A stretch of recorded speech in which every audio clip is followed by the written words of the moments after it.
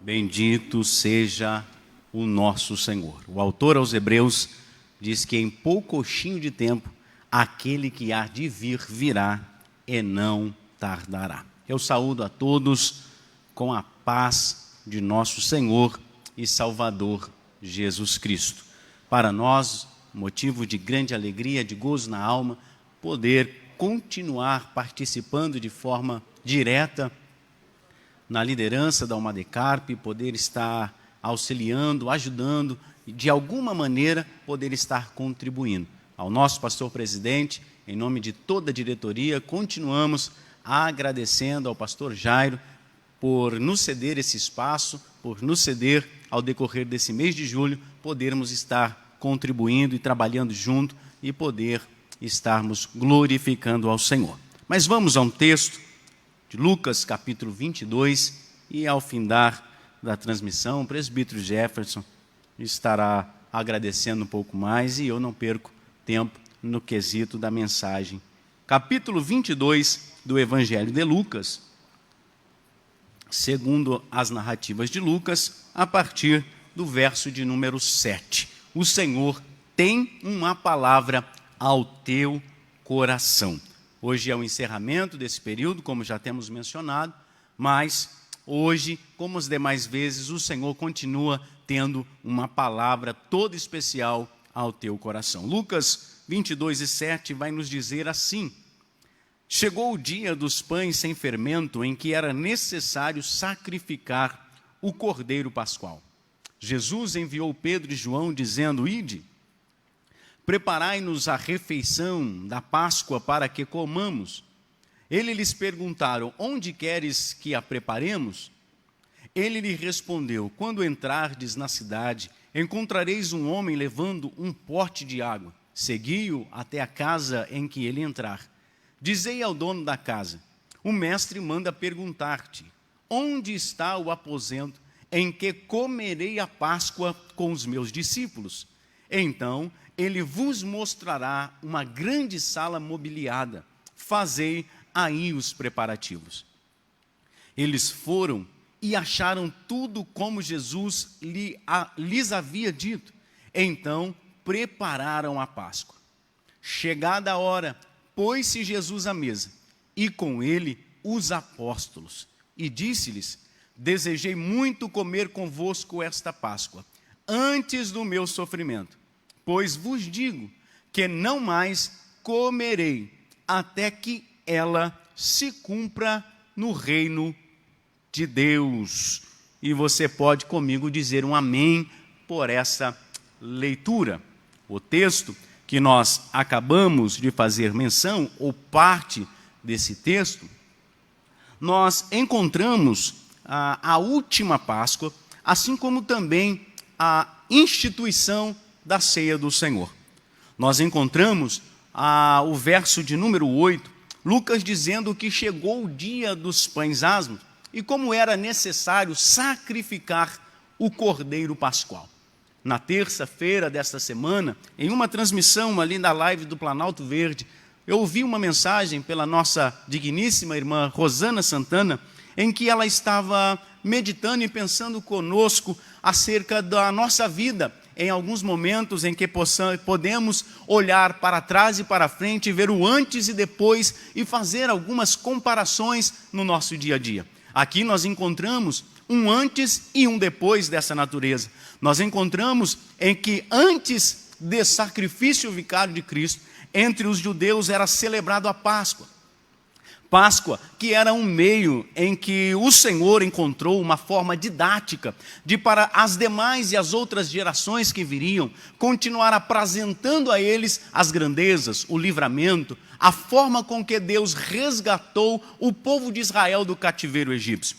Para o povo de Israel, também nessa celebração da Páscoa, era sacrificado um cordeiro, e o sangue desse cordeiro era aspergido sobre alguns lugares, como sacerdote, enfim, alguns pontos, em que simbolizava que os pecados, aquele cordeiro estava sendo apresentado como sacrifício de expiação pelos pecados de todo o povo. Mas é bem verdade que esse sangue apenas cobria o pecado da nação, e por isso, anualmente, esse sacrifício deveria ser realizado.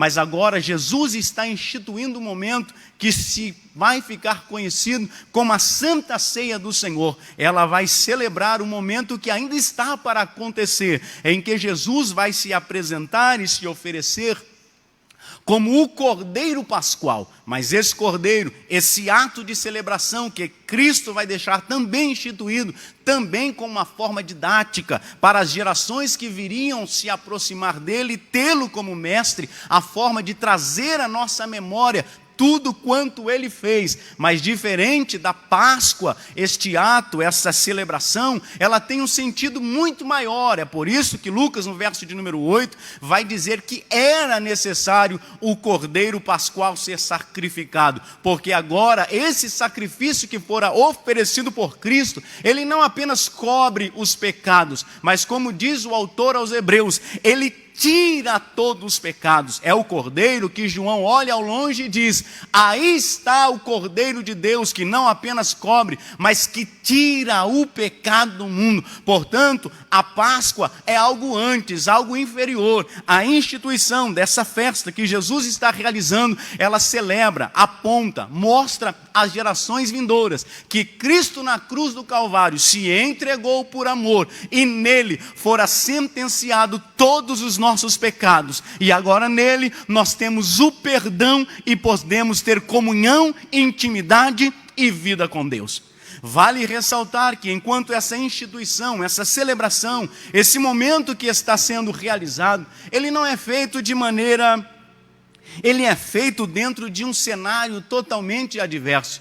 O homem Jesus, ele chega em Jerusalém consciente que o seu dia, o seu sacrifício, o seu ato final, o seu grande ato estava próximo. Ele sabia que entrar em Jerusalém, ele estaria entrando para ser morto e crucificado. É por isso que na entrada triunfal em Jerusalém, João capítulo 12, verso de número 27, Jesus diz aos seus discípulos: olha, a minha alma está angustiada, mas que direi? Pai, salva-me desta hora. De forma alguma. Ele vai continuar dizendo: foi exatamente para esse momento que eu vim. Mas Jesus vai demonstrando que ele está angustiado, e ao decorrer das etapas, percebe que no Getsemane essa angústia, essa tristeza, esse sofrimento, ele se torna maior, a ponto que Mateus, capítulo 26, verso 38, deixa registrado que Jesus está outra vez dizendo aos seus discípulos: a minha alma está com tristeza de morte, e não tristeza até a morte. É uma tristeza tão árdua, uma angústia tão forte, que gerava no seu coração um sentimento de morte. Jesus está instituindo a ceia em um momento de pesar, em um momento de angústia, em um momento de sofrimento, em um momento de um cenário totalmente adverso e contrário, desfavorável às suas necessidades humanas, naturais, como 100% homem. E ele não encontra, ou não encontraria em algum lugar consolo, refúgio, alguém que poderia auxiliá-lo. Ele não poderia se dirigir ao templo, aos sacerdotes, procurando uma palavra ou algo que poderia acalmar a sua alma. Aliás, no capítulo 22 de Mateus, de Lucas, que nós lemos, vai dizer que os próprios principais sacerdotes, assim como os doutores da lei, procuravam de maneira secreta, matar Jesus. Isso mesmo, Lucas está trazendo o sentimento que estava nos sacerdotes, aqueles que eram os representantes de Deus, e o que estava no seu coração é procurar em secreto matar aquele que vê tudo em secreto e é o dono de todas as coisas. Eles estão procurando matar a Cristo. Ele não pode procurar alguém ou consolo, ajuda na religião.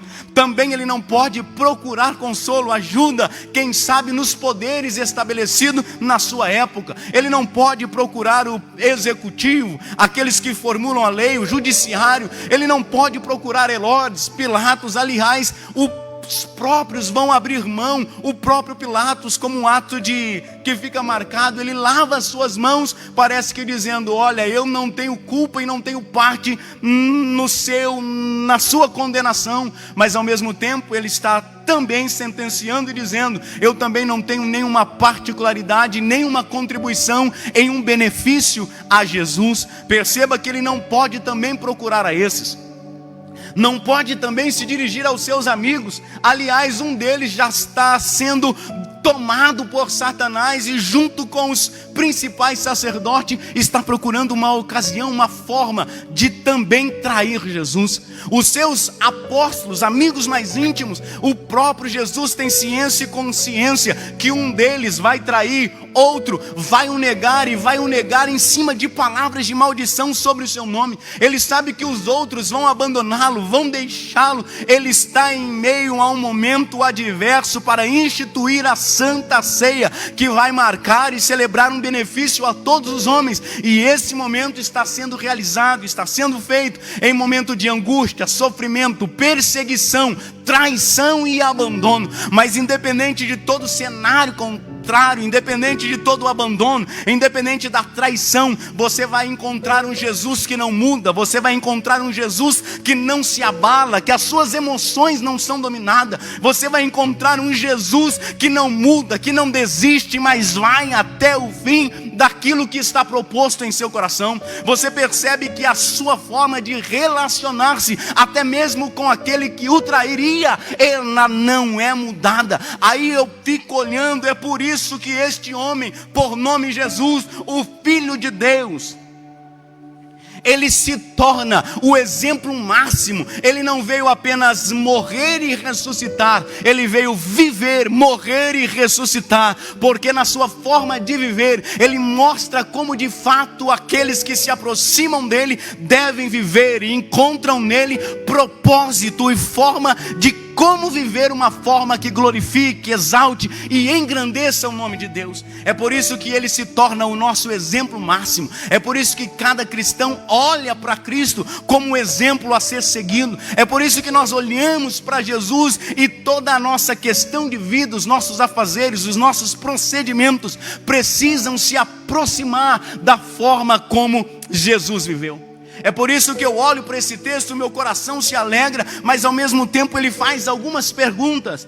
Como que Jesus conseguiu não se abalar em meio a um cenário tão complexo? Como em meio a tanto sofrimento, perseguição, abandono, traição, ele não se abalou e continuou a sua forma? Olhando para esse texto, eu me fiz algumas perguntas. Como não permitir que o sofrimento interfiram nas nossas decisões e dominem as nossas emoções?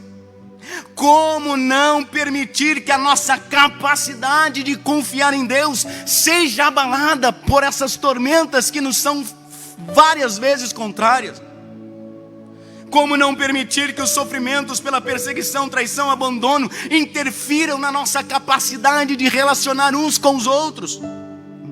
Como não permitir que o cenário que nos é oferecido interfira na nossa capacidade, sinceridade e vontade de servir a Deus? O texto que nós acabamos de fazer menção, parece que ele nos dá algumas diretrizes e aponta alguns pontos que foram evidentes e foram cruciais para que Jesus alcançasse sucesso e fosse até o fim. E aqui eu penso com vocês a resposta de alguns. Olha no texto. O verso de número 8 vai dizer que Jesus dá uma ordem aos seus discípulos: ide e preparai a refeição, a Páscoa, para que comamos.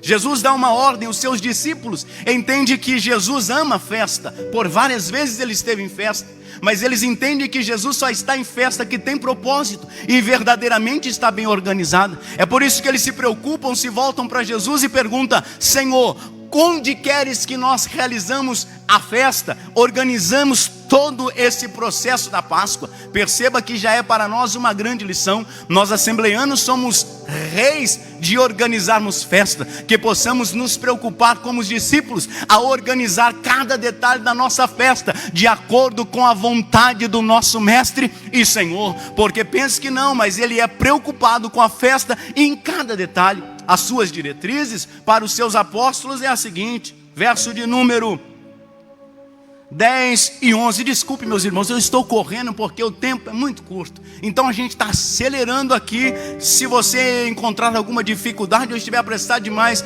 mande uma mensagem no chat e os irmãos pedem para eu diminuir o ritmo. A resposta dos discípulos na sua preocupação, nesse diálogo, Jesus responde: olha, há algumas recomendações, cuidado, quando nós nos posicionamos, talvez seja um dos motivos que procuramos tão pouco o Senhor, para Ele nos ajudar a organizar a nossa festa, porque muitas vezes as suas respostas parecem controversas, elas parecem estranhas, as suas indicações, parece que os seus comandos nessa organização parecem ser difíceis daquilo que esperamos. É por isso que Jesus vai falar: vai, fique atento, vejam, um homem que estará trazendo um vaso com água. Isso era um fato que as mulheres realizavam, era uma obra de ordem das mulheres. Então ver um homem carregando esse vaso de água talvez seria improvável. A segunda coisa é que Jesus vai dizer: olha, em onde esse homem entrar, na casa que ele entrar, vocês procurem o dono da casa e perguntem a eles: aonde nós vamos organizar a festa? Onde está o cômodo?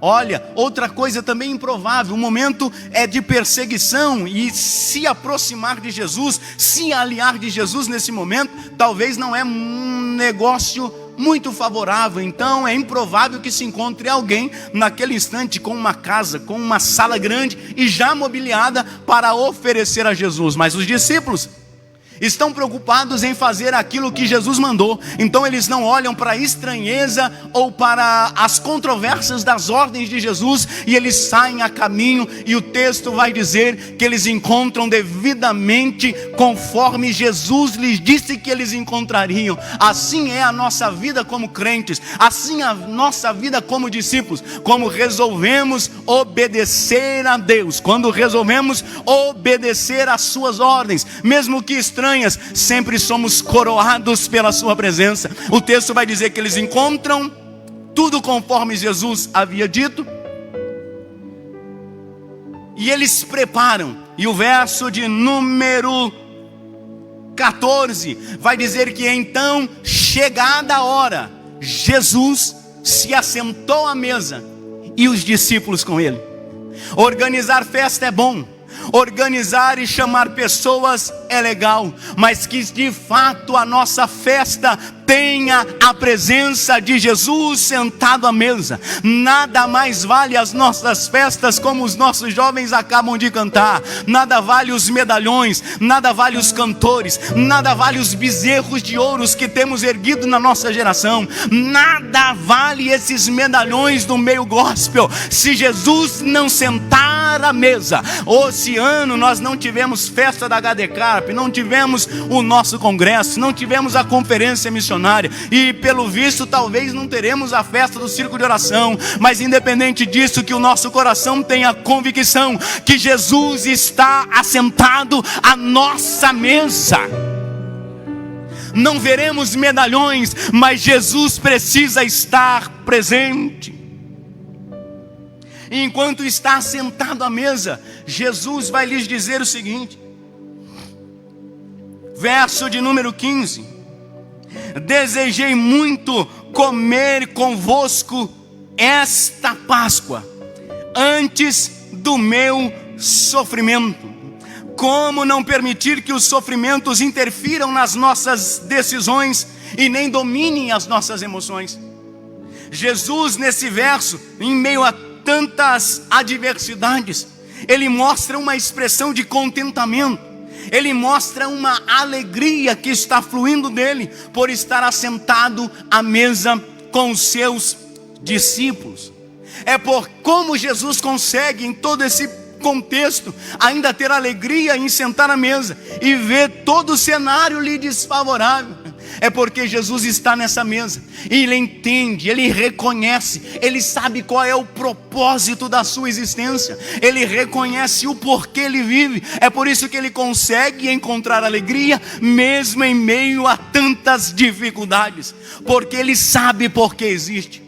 Ele conhece o propósito de sua vida. Portanto, ele sabe que todo sofrimento, todas as situações e tudo que está sobrevindo sobre ele tem um propósito, tem uma finalidade, tem um objetivo. Ele sabe qual é o seu propósito. É o texto de João 2:27 que eu fiz menção. Jesus vai dizer: a minha alma está angustiada, mas o que direi? Pai, livra-me desta hora? Não, foi exatamente para este momento que eu vim. Bendito seja o nome do Senhor. Paulo, em Filipenses capítulo 1, ele vai dizer o seguinte: olha, eu entendo, meus irmãos filipenses, não se preocupem, os sofrimentos que veio sobre mim contribuíram para o avanço do Evangelho. Quando conhecemos os propósitos de Deus em nossa vida, entendemos que se estamos em meio a tormentas, são momentos para que o nome do Senhor seja glorificado. Quando encontramos a Cristo, encontramos uma das respostas que aflige a humanidade. Por que existimos? Por que nascemos? Por que estamos aqui? Em Cristo encontramos o propósito e o objetivo por que nascemos e por que existimos. A nossa vida tem uma finalidade, e a nossa vida é para que o nome do Senhor seja santificado e glorificado. Você não nasceu em vão, você nasceu com um propósito. Você foi salvo, e em ti, se está em Cristo, você tem um propósito e uma finalidade. Mas o problema é que em meio a esses propósitos, as dificuldades tendem a abalar a nossa confiança. Mas Jesus, a sua confiança não foi abalada. Permita-me concluir o versículo de João capítulo 12, 27 ao 28. Enquanto ele está dizendo: a minha alma está angustiada, mas o que direi? Livra-me desta hora. Ele continua dizendo: mas então, Pai, glorifica o teu nome. Bendito seja. Ele está angustiado, mas ele está dizendo: Pai, eu sei qual é o meu propósito, por isso a minha confiança não será abalada. Pai, glorifica o teu nome. E quando nós quando reconhecemos os propósitos de Deus em nossa vida e resolvemos pagar o preço para que Ele seja glorificado, talvez não vamos encontrar no executivo, nos nossos amigos ou em quem quer que seja o refúgio, o consolo para acalmar as nossas necessidades, mas do alto virá uma palavra. Enquanto Jesus está dizendo: Pai, glorifica o teu nome, a Bíblia diz que de repente veio do céu uma voz que dizia: eu já o glorifiquei e outra vez o glorificarei. A multidão que estava ao lado dizia uns aos outros: foi um trovão, eu nunca vi trovão falar. Outros diziam: é um anjo. Mas para nós que temos vida com Cristo, sabemos que nas adversidades o Pai não nos deixa, o Pai não nos abandona. Aguenta o sofrimento, não permita que a sua confiança seja abalada. O Pai está contigo. De fato, estamos em um cenário contrário, mas o Senhor está conosco. O Senhor está conosco. A sua confiança não se abala, porque em todos os momentos Jesus sabe que está bem acompanhado. E o homem Jesus está olhando para o céu e sabe que na eternidade há um Deus todo-poderoso que quer se relacionar, não apenas como Deus, mas quer se relacionar como Pai. Queridos, Jesus está nos mostrando que nós temos um Pai. Esse tempo vai passar. Não deixe que a sua confiança seja abalada. Adentre ao teu quarto, busque o teu Pai em secreto, e lá você vai ouvir: filho, te acalme, eu estou contigo. E você vai encontrar talvez o conhecimento que te falta. Jesus vai te esclarecer o motivo dessa situação, e você vai passar marchando, bendizendo e exaltando o nome do Senhor. Como não permitir que os sofrimentos pela perseguição e a traição interfiram na nossa forma de relacionar uns com os outros? Porque o relacionamento de Jesus na vertical com o Pai, como temos apresentado, ele parece estar intacto. ele é demonstrado que ele está firme, como sempre. Mas assentado à mesa com os seus discípulos, se alegrando em estar com eles, Jesus está mostrando a sua alegria, e mesmo com a consciência de que tudo que irá acontecer, da traição e do abandono por esses que estão à mesa com ele, a esses a quem viveram tantas coisas com ele, a esses que foram alimentados, a esses que foram acolhidos debaixo dos seus braços, a sua forma de relacionar-se com eles não muda. Até mesmo com Judas, que convidou o diabo para a festa, a sua forma de relacionar não muda. Como pode isso acontecer? Como podemos manter os nossos relacionamentos de forma que o nome do Senhor seja glorificado quando estamos sendo traídos, abandonados, enganados, perseguidos?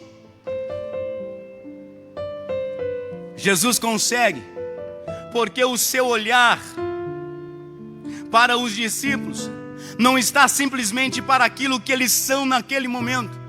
O olhar de Jesus para os discípulos está em pessoas que vão ser trabalhadas. O olhar de Jesus não está simplesmente para quem eles são naquele momento, mas para quem eles serão daqui a alguns instantes nele mesmo. Jesus olha para eles e entende: são meus, serão trabalhados e logo mais serão apóstolos cheios do Espírito Santo. Jesus consegue olhar e entender: estão sendo trabalhados pelo Pai, estão sendo moldados pelo Pai, e eles vão dar frutos. Talvez seja uma das formas de conseguirmos, na nossa horizontal, termos um bom relacionamento uns com os outros, é olhar para o nosso próximo e entender que esta pessoa tem as suas imperfeições, mas foi chamado por Deus, está em Cristo e por Ele está sendo trabalhado, e aquele que começou a boa obra é poderoso para aperfeiçoá-la até o fim.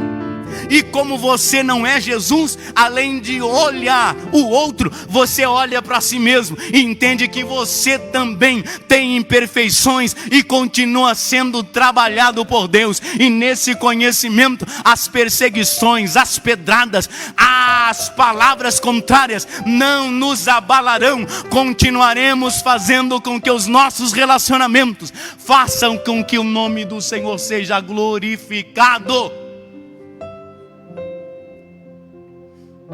Bendito seja. Eu quero já finalizar. Como não permitir, diante de um cenário tão adverso, como não permitir que o desejo de servir diminua ou desapareça? Esse Jesus que está se relacionando com os seus discípulos de forma tão normal, como um amor supremo. João, no capítulo 13 ao 17, ele nos mostra algumas palavras, algumas diretrizes que Jesus está dando dentro deste momento da ceia. É por isso que João, no capítulo 13, verso 1, ele vai dizer o seguinte: olha, aproximando-se o dia da Páscoa, e ele, sabendo que os seus dias de partir estavam próximos,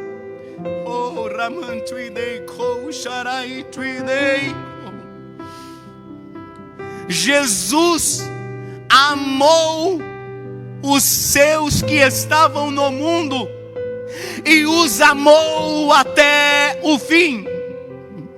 E imediatamente ele se assentou, tomou uma toalha, tirou as suas vestimentas de cima, colocou na cintura, pegou uma bacia, colocou água, e aqueles que iriam abandonar e trair, Jesus vai um a um, lavando seus pés e dizendo: olha, eu vos deixo o exemplo, façais vós o mesmo, sirvam uns aos outros, sirvam a Deus mesmo em meio às tempestades. Sirvam independente da situação. Sirvam mesmo que o templo esteja com as suas portas fechadas. Não percam a vontade, o desejo de servir a Deus. Perseguido, caluniado, abandonado, desprezado, sirva a Deus.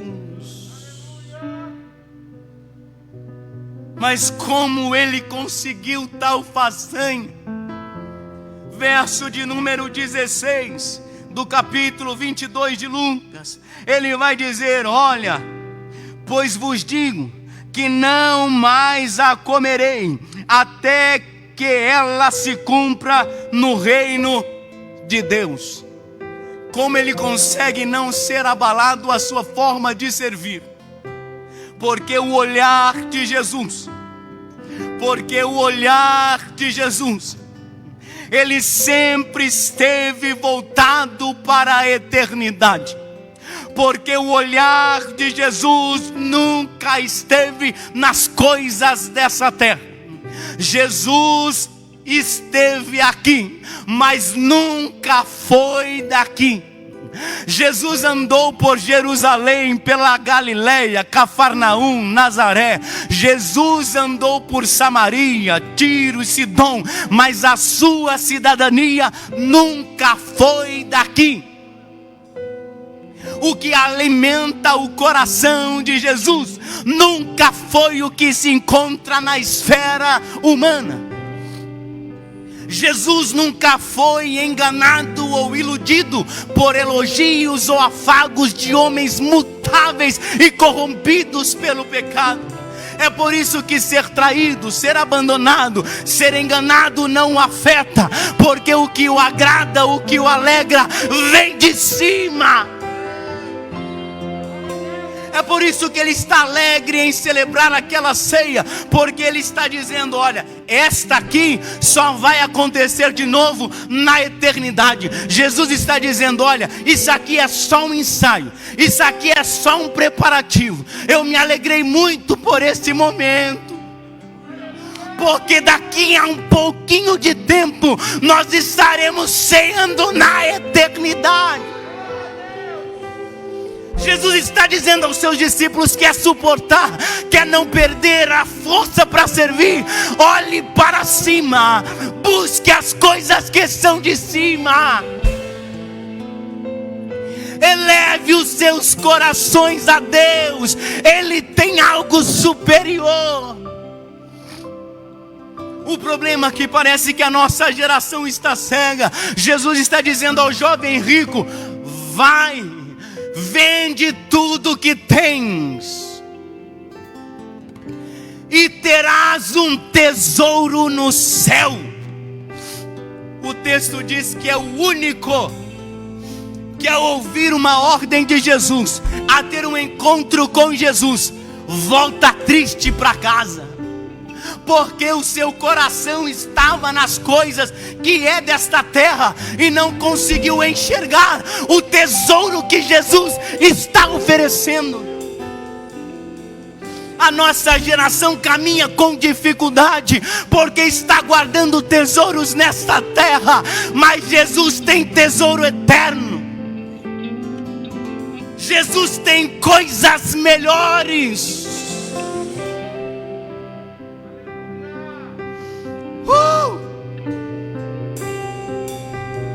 Jesus nunca foi daqui. E Paulo, escrevendo aos Filipenses 3:20, ele também diz: a nossa pátria não é aqui, mas é os céus de glória. O autor aos Hebreus, no capítulo 13, ele também vai dizer: não buscamos e não temos aqui por cidade eterna, mas buscamos a vindoura. Como Jesus não se abala, porque Ele não está servindo para eu dizer muito bem, porque Ele não está servindo simplesmente para alguém dizer: esse verdadeiro, olha, esse é bom. Não, nós estamos servindo para que o Pai seja glorificado. Querido, querida, você foi chamado por Deus, e em meio a esta pandemia, o nome do Senhor precisa ser glorificado, o nome de Jesus precisa ser exaltado, o nome de Jesus precisa ser conhecido. Finalizo dizendo: o que estamos vivendo no templo, o que você está sentindo falta nas nossas festividades, como nosso coração se apertou em não poder realizar o 40º Comaderp, ainda mais uma data redondinha que nós gostamos de enfeitar um pouco mais, de fazer um pouco mais. Como nosso coração se apertou, ainda mais em lembrar do congresso anterior, em que Deus encheu e moveu a casa. Essa semana muitos jovens, obreiros, postaram parte daquele mover do culto, se não me falha a memória, de domingo. Tantos postaram, sentindo falta, sentindo saudade. Mas eu vou te dar uma notícia que precisa alegrar o seu coração. É apenas um ensaio. Foi glória de Deus, mas é apenas um preparativo. Nós estamos sentindo a ausência dos nossos congressos. Mais um pouquinho de tempo, em breve, Paulo diz: eu quero vos contar um mistério. Eu quero lhes contar um mistério. Olha, escute aqui. Na verdade, nem todos morreremos, mas todos seremos transformados no abrir e fechar de olhos, no soar da última trombeta. E a trombeta soará. Os mortos ressuscitarão primeiro, e nós, os que estivermos vivos, seremos transformados e subiremos. E subiremos. E subiremos com Ele. E depois de dizer tudo isso, ele conclui dizendo: portanto, meus amados irmãos, sede firmes e constantes, sempre abundantes na obra do Senhor, porque o vosso trabalho nele não é vão. A nossa expectativa, a nossa oração, embora em certa necessidade, é para que essa pandemia termine, para que essa reclusão finde-se. Mas a nossa verdadeira expectativa, a nossa ardente desejo é Maranata. Ora vem, Senhor Jesus. Ora vem, Senhor Jesus. Querido Deus,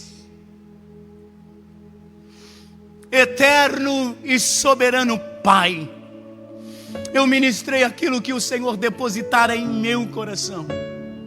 E na verdade a minha geração, lares, famílias, estamos vivendo um momento que talvez na história nunca se viu. Os números de pessoas que estão partindo são alarmantes. Lojas se fechando, um período que talvez nunca se viu. Pessoas estão aflitas, pessoas estão desesperadas. Mas nesse instante eu quero rogar a Ti, que o Senhor abra os olhos dos Teus filhos. E assim como o Senhor, em período de crise, em período de sofrimento, conseguiu visualizar a glória, que a minha geração possa enfrentar toda esta angústia, toda essa problemática, cheio da glória, olhando para a glória, vivendo com a glória, estando cheio da glória, em nome de Jesus.